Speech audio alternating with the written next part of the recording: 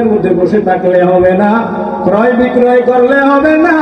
মাহফিলে স্তরে এসে যখন বসবেন, মনোযোগ সহকারে কোরআনের কথা, কোরআন তেলাওয়াত, নবীর হাদিসের কথা শুনবেন। শুনিয়া মুনাজাত দিয়া যখন বাড়ির মধ্যে রওনা হবেন, তখন হবে আপনাদের মাহফিলের শুকুর। ঠিক নেই?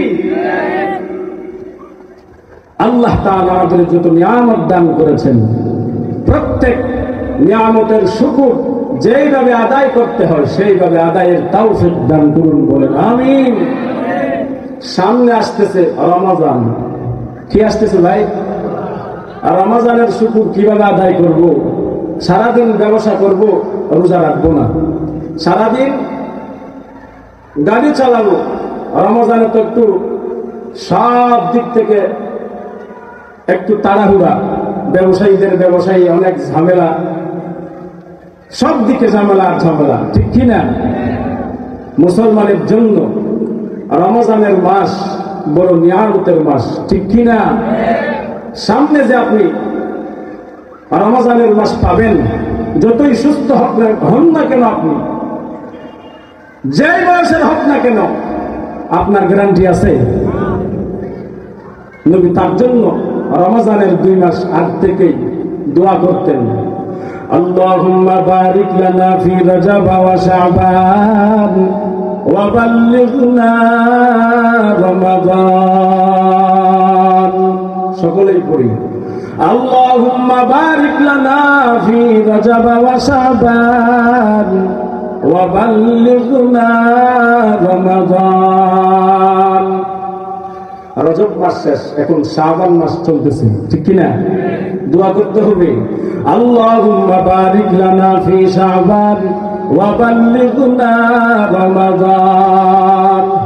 রমজানের 2 মাস আগ থেকে নবী সব সময় দোয়া করতেন, নামাজের পরে বসতে উঠতে সব সময় দোয়া করতেন, ও আল্লাহ, রজব মাস এবং শাবান মাসে বরকত দাও এবং রমজান মাসে আমাদের পৌঁছাইয়া দাও। করিনি আমরা? করব ইনশাআল্লাহ। এরে নবীর উম্মতের দল, আমার তেলাওয়াতকৃত আয়াতে আল্লাহ বলেন, ইয়া আইয়ুহাল্লাযীনা আমানু কুতিবা আলাইকুমুস সিয়াম কামা কুতিবা আলাল্লাযীনা মিন ক্বাবলিকুম লাআল্লাকুম তাত্তাকুন।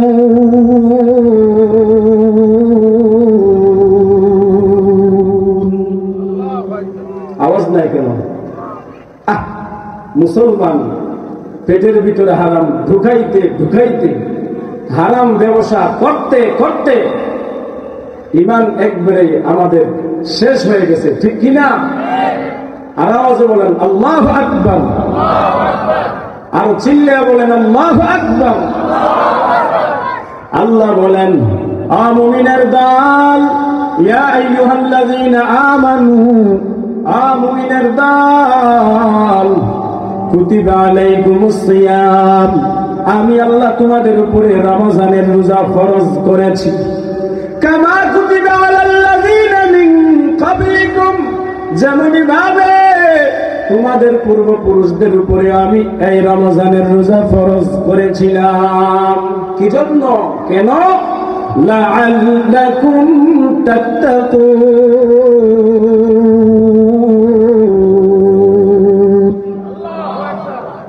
আর চিল্লায়া বলেন আল্লাহু আকবার। এ মুমিন, রমজানের রোজা কেন ফরজ করলাম তোমাদের উপর, তোমাদের এবং পূর্বপুরুষদের উপর?